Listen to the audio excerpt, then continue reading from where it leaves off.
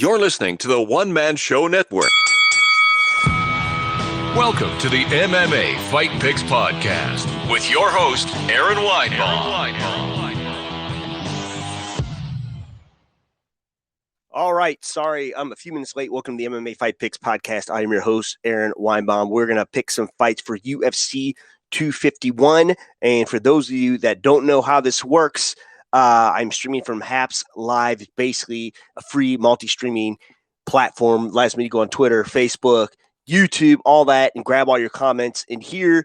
And, you know, as always, this is an interactive type of podcast. So I'll try to keep up and bring in all of your comments as I get them. Sorry if I miss a few. Some major difficulties here with a little technical equipment, if you will. But wherever it is you do find me, subscribe right there. Look at that beautiful graphic and hit the notification button so that you can share along in the fun. All right. So let's get to these fights. First off, like last week's card, Gone Josen streak, you know, I thought that would be a lot more of a barn burner, but it is what it is. You know, they can't all be winners. But I would like to go over the sponsor of today's podcast. Now, 3 months running, Manscaped, baby. That's right. Manscaped.com. Getting prepared for St. Patrick's Day with Manscaped. If you want to shamrock somebody's world, if you know what I mean. It is the global leader for below-the-waist grooming and the official sponsor of MMA Fight Picks. To ensure you have the best tools for your family jewels, visit manscaped.com and use promo code MMAFP for 20% off and free international shipping. I didn't know it was free internationally. Awesome. So that's awesome. You are in luck because Manscaped's Performance Package is the ultimate men's hygiene bundle. Included in this package is the Weed Whacker ear and nose trimmer. See? It's waterproof and uses 9,000 RPM motor-powered 360-degree rotary dual-blade system. It doesn't hurt like most trimmers. I do enjoy it. Look, the bundle also includes a Lawnmower 3.0, the best trimmer on the market for your balls, butt, and body. I didn't know that. So it actually has a light on there, which is very handy. You can use it in the shower. You got a 2 that works perfectly well. No problem. Hand it down. That's what I did. It's a rite of passage. So just feel confident in shaving your thunder down under. You can also get festive and safely shave a shamrock in the pubes. That's amazing. You and your partner will get lucky, all right. The Lawnmower 3.0 will showcase your pot of gold like no other. Let's not forget their famous liquid formulation, the Crop Preserver, the Ball Deodorant, and Crop Reviver, the ball toner to maximize your ball hygiene routine. It's like a little spritzer for your balls, the ball toner that is. It's a nice little tingly feeling to help you get through the rest of your day, if it will. So the performance package is now you also get 2 free gifts, boxers and the Shed travel bag, which I have both. Wonderful, wonderful, wonderful. I just keep the bag for all things Manscaped. The performance package is the best value that Manscaped has to offer, and it hot off the shelves. So 20% off plus free shipping with the promo code MMAFP. Also, every purchase at manscaped.com goes toward contributing to the Testicular Cancer Society to bring awareness to testicular cancer, men's health, and early cancer detection. So that is 20% off plus free shipping with the code MMAFP at manscaped.com. That's 20% off with free shipping at manscaped.com. Use promo code MMAFP. There's gold at the end of the rainbow with Manscaped. Boom. All right. Thank you for that amazing support. So whatever we're doing with Manscaped, it is clearly they're still supporting the podcast. All right. Beautiful. So let's get to these fights. I see I have some live viewers, and if your comments aren't coming in, direct message me, I guess, and it'll be something else we need to. Oh, my God. I just realized I am probably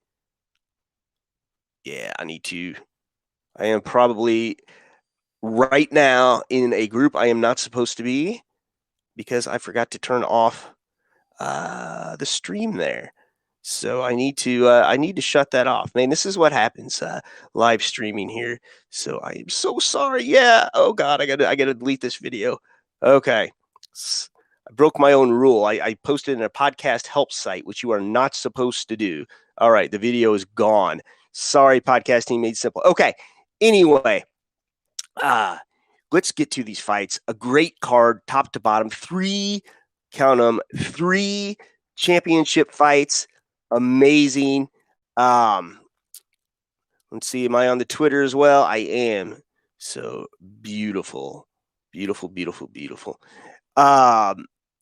And these things always get a little more interactive as we try to power through. So I'm going to start the first fight of the night. And guess what? For all of you that complained, I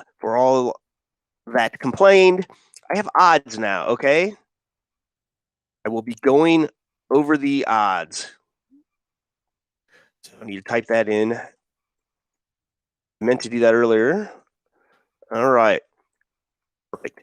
All right. First fight of the evening. Blachowicz versus Adesanya. This is the main event. 2 other title fights. Joseph Benavidez coming up against Askarov. Very excited here. Benavidez, you got to give it to the guy. He's just hanging in there after 2 brutal losses to Davidson Figueiredo, the now flyweight champion. He was on a bit of a tear there against Jussier Formega, Dustin Ortiz, Alex Perez. Let's not forget he's got a win over the former champ Henry Cejudo as well. Askarov, he's been on a tear himself. He has not lost that IC. Last fighting July of last year, so it's been a while. Alexander Pantoja, Tim Elliott, some real decent wins. Now let's take a look at the odds. All right. You like that? The odds. All right. So these fights are near. A lot of these are going to be like this, near even. So you got Askarov as the slight favorite. At minus 135. Joseph Benavidez like plus 105, like I said, near even. So not a lot of value on either guy here. You just kind of get back what you bet. But I do think it's a little strange that Benavidez, he has just fought the top of the division, and he just loses to the top guy every time. But he's got, just a lot of notable wins. The only other one that really surprised me he lost to was Sergio Pettis, but that was back in 2018. So I like the dog here. So Joseph Benavidez. How about that? See, I told you I could do odds. And that was like my number one complaint. I wouldn't go over the odds. So this podcast is more like, it's more like a fanless thing, and I guess that's why I never really went over the odds. Let me see here. I need to turn off. I need to make sure I don't go back into podcasting made simple because I did not mean to do that. All right, everywhere else it says I'm good. So sorry, podcasting made simple. That's what happens. You got a lot of irons in the fire, Killed a broadcast. I've never done that before. I feel bad. Okay. Dominick Cruz. So this is the top of the preliminary card. A lot of people have been a little hot about that. I don't know why. Cruz has not been really fighting all that often. His last fight was a loss against the great Henry Cejudo. But the top of the prelims, it's argued that doing that, you'll be seen by more people. That's why, Colby Covington, rather, like he always says he wants to fight on ESPN rather than a pay-per-view because there's more eyes on him. I don't know if his feelings change or not when you get a cut of that pay-per-view, but it just is an interesting point. And Dominick Cruz is not getting a cut of this pay-per-view. So why not? So let's take a look at old Dom here. His last 2 fights were losses, and they were both title fights. Cody Garbrandt, it's hard to believe that was back in 2016. Henry Cejudo, of course, May of this year. So this is the most active Cruz has been in a while, even though, it is almost 10 months. But sure, in Casey Kenney, an up-and-comer, how's he going to do against the experience of Dominick Cruz? But nothing but killers. The only fight he lost was to Merab Dvalishvili, and Merab's no joke, but he's rattled off 3 straight wins since. Louis Smoka, Haile Alatang, Nathaniel Wood. Hello from St. John. Well, hello. Thank you for joining the broadcast. if you like MMA, this is the broadcast for you. So feel free to share that as well. So it's good to know the comments are working. So let's take a look at the odds here. Okay, it's hard to bet on this one as well because the odds aren't that crazy. It's near even. Dominick Cruz at plus 115, and then you got Casey Kenney's slight favorite at minus 145. But if that line begins to move between now and Saturday or Friday, even, it might be all right to sprinkle a little bit money on Dominick Cruz. I find that he has a lot of experience here. If he loses against Casey Kenney, then I think it might be an interesting problem here. So, yep. Next up. All right. It is fun doing the odds, I should have done this a long time ago. Oh, Thiago Santos looking to come back against Aleksandar Rakić. This might be a sneaky fight of the night here, or at least a contender. But all of a sudden, after losing a fight to John Jones, and many, many, many people thought he won, and horrible, horrible knee injuries since then. This is back in July of 2019. He comes back, only get choked out by Glover Teixeira. And, I think during that time, let's see, that's from July 2019 to November 2020. So that's a long time in between fights. And, he didn't get a lot of grappling time in, and against somebody like Glover Teixeira, not recommended, And then you got Rakić. By the way, Rakić is one of those rare treasures. If he does get some mic time, it is it's always gold. It's hilarious. So I certainly, he's one to watch too. He's a fun guy on the mic. Born in Austria. Of course, you got Thiago Santos. Yep, Brazil, Rio de Janeiro, Brazil. I thought so. I just wanted to make sure. But, before that, since moving up to middleweight, I'm sorry, I take that back. Since moving up to light heavyweight from middleweight, he's been on a bit of a tear. Jimmy Manuel, Jan Blachowicz, he's got a win over the current champion, Jan Blachowicz. So that's very interesting. He's got a win over the great Kevin Holland, also at middleweight. So, he's no canned ham here. And then you got Rakić. Take a look at this. He beat Anthony Smith, and he beat him handily. Like, he was just much bigger and stronger in that fight. And, of course, Anthony Smith, he'd gone through some things and this and that.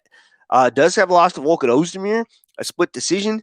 But, he's got nothing but wins besides that. Jimmy Manuel, Devin Clark, Justin Ledet. Let's take a look at the odds. The odds say that Thiago Santos is the slight dog. All these fights are very, very close here. And you got Rakić as a slight favorite. I think, though, you're going to see much recovered Thiago Santos, and, the dog might take this one. I like the dog in this one. Thiago Santos. Very good. Islam Makhachev. Drew Dober. Makhachev is touted by teammate Khabib Nurmagomedov. It's the next big thing. It's very possible that he is. We don't know. But let's take a look. I mean, we're forgetting that although Makhachev is deemed to be one of the greatest, the next big thing, he has not won a fight.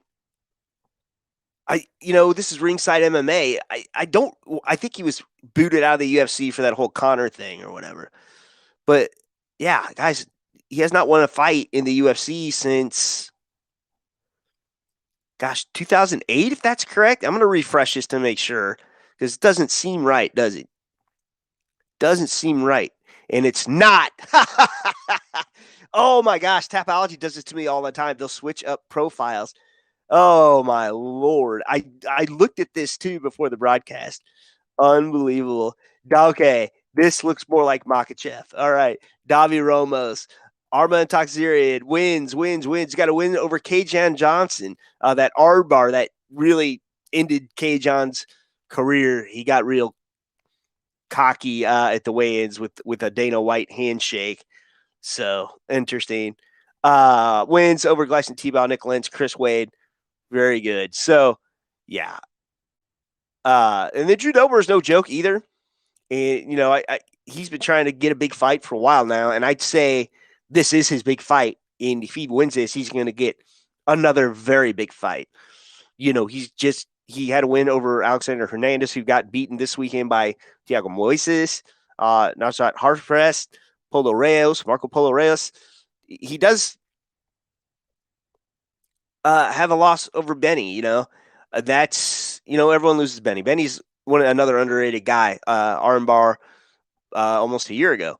So very good. Now let's take a look at the odds. This is going to be, I think, a better fight than most think. I would say Makhachev is, yeah. Oh my gosh. Okay, so Makhachev minus 345, Drew Dober plus 260. So, if you're sprinkling a little money on this fight, if you got some to spare, Drew might be it'd be a riskier pick, but he is a dog in this fight. But I don't recommend you do it. Okay, you do what you want with your money, but I think it is Makhachev. I think there's a reason that Khabib is touting him as the next big thing. I'm trying to even think of a fight of his that was close, and I think it's out there, but I mean, good Lord, just all unanimous decisions. His last loss was Adriano Martins, 2015 though. So he's just been dominant, man. Just unanimous decision, punches, armbar. Yeah. Yep. Go on Makhachev. I think the odds have this probably correct. Next up. Oh, this is a sneaky good fight, man. And why shouldn't it be? It's for the Bantamweight Championship of the world. Petr Yan, friend of the podcast, Aljamain Sterling. We picked a card that didn't exist. We picked the Iaquinta fight when he was supposed to be fighting Paul Felder, I believe. And I don't think it was Paul Felder. I don't remember who it was. It ended up Al Iaquinta fought for the championship. Robbed, in my opinion. But, whatever. So, interesting here. So let's take a look at Petr. Here's the thing with this fight, and I previewed this fight at the beginning of the year, and I'm going to say the same thing. I didn't make a pick then, but I'm going to make a pick now. Petr Yan has not fought really anyone at the top of the division, like the top of the division. And, all due respect to Jose Aldo should not have been in line for that belt. Okay. And that's just, and that's just how it is. It should have been like an Aljo, probably all along. He has a win over Uriah Faber, but head kicked the shit out of him. And Uriah, not tops of the division. Jimmy Rivera, valiant effort last week. But, just lost to Pedro Munoz by leg implosion. John Dotson, kind of the other thing. And then you got Aljamain Sterling, man. Just absolutely ran through Corey Sandhagen, ran through Pedro Munoz, unanimous decision, just all over him. Jimmy Rivera, Cody Stamann, Brett Johns. Hasn't lost since that wild knockout, that knee knockout to Marlon Moraes. So you got to think Aljo's coming, and he's coming at you for blood. And the odds are near even. I mean, right now, they couldn't get any closer. So if Aljo starts moving, I'm going to refresh this to see if they've changed. If Aljo moves into the dog position, I think he's going to win anyway, but why not? Why not make a little money on it? I know Ray Longo is at the betting window right now in Vegas. Right now. making that bet. All right, Megan Anderson, Amanda Nunes. Will this even be close? Do I need to really go through Amanda's record here? Felicia Spencer, Jermaine Randame, Holly Holm. I mean, the list going in between featherweight and bantamweight, crazy. Okay? Crazy. I mean, here she is, the champ, the only champ defending defended 2 belts right now. Amazing. Featherweight and bantamweight, man, how amazing. And just straight up making it look easy. Now, Megan Anderson, she's no joke, but, she loses to the top girls, lost to Norma Dumont, lost to Zara Farin. I'm sorry, beat Norma Dumont and Zara Farin. I'm sorry, lost to Felicia Spencer, lost to Holly Holm. Did she ever fight? No, she never fought Cyborg, and these are true 145ers, The rest of her wins, that Kat Zingano was a weird little deal where her toe cut her eye. So that's interesting too. No disrespect whatsoever to Megan Anderson, but I don't see anyone beating Amanda Nunes until, Amanda Nunes gets beat. It's just kind of hard to say. Now, the odds, I don't know I've ever seen. This is huge. Minus 1,205 Amanda Nunes plus 750 for Megan Anderson. So not one I would bet on unless you know something I don't on Megan being such an underdog, but you bet a little money on Amanda Nunes. The way this works, you get a little money back. You don't get everything you bet, So that's how that works for those that don't know. All right. So last chance to share the broadcast here before I go. I have had a lot of people stop by. I appreciate that. I do. So, shout out to you that stopped by. Thank you. One more time, wherever you find me, whether it's Haps, YouTube, Twitter, whatever, Facebook, don't forget to subscribe and get notified every time. All right. Here we go. The main event of the evening here. Jan Blachowicz, Israel Adesanya. Israel Adesanya moving up from middleweight to be another champ. And as of today, I don't know if he's trolling or not. Says he may come in like close to 10 pounds under the light heavyweight limit, which is insane. So he could weigh 195 pounds going up against a giant like Jan Blachowicz, who cuts down to get to 205. He's a big dude. And, just going through let's go through his hit list here. Like I said, he hasn't lost to Thiago Santos since Thiago Santos in February 2019. And he beats 2 middleweights that are trying to do the same thing that Adesanya's doing, except for there's not a belt on the line. Like Luke Rockhold, he made Luke Rockhold look small. Jacare Souza, he may have lost that fight, but still looked small. He beats, of course, Corey Anderson, beats Dominick Reyes for the championship. Some of his past wins going back to 2018, Nikito Krylov, Jimmy Manoa, Jared Cannonier, back when Jared Cannonier was at light heavyweight.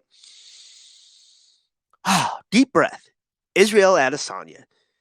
Did he make Paulo Costa look bad? Now you got Paulo coming back saying, well, he was drinking wine. Well, I don't care what you said. Whether you drank wine or not, it would have been hard to stop those horrible leg attacks. But let's just take a look here. That just impressive win after a boring fight with Yoel Romero. But what are you going to do against Yoel? I mean, get in there, get in a dog fight, get wrestled. What can you do? Yoel was just guilty in that one. Beat the brakes off of Robert Whittaker and then of course the interim championship fight, just ekes it out against Kelvin Gastelum. So it's amazing, except for one thing. He is going up against a much bigger, stronger, I would assume, person in Jan Blachowicz. You know, this is what it would be like if Anderson Silva would have fought at 205 pounds for a belt in his prime. He fiddled with it a few times. I know he knocked out Irwin. I can't remember his first name. James Irvin, maybe. I don't remember. But, you know, Stephan Bonner, Forrest Griffin.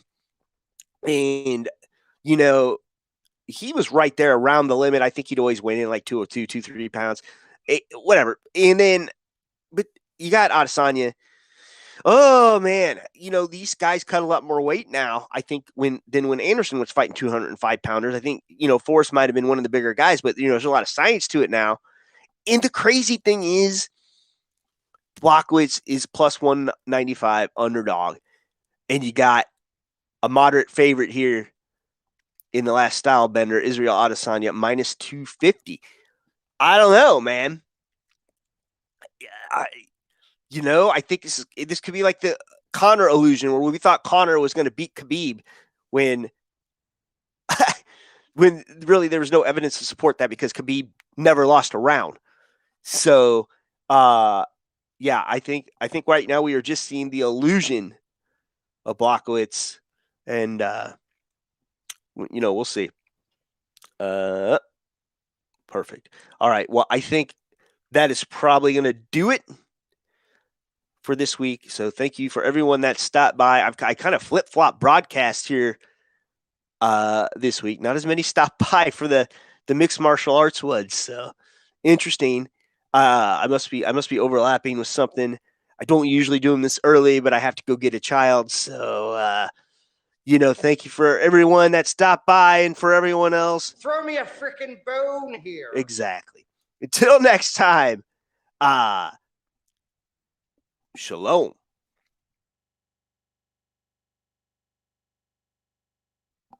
Please remember to support the podcast by visiting the affiliate links on AaronSaysWhat.com.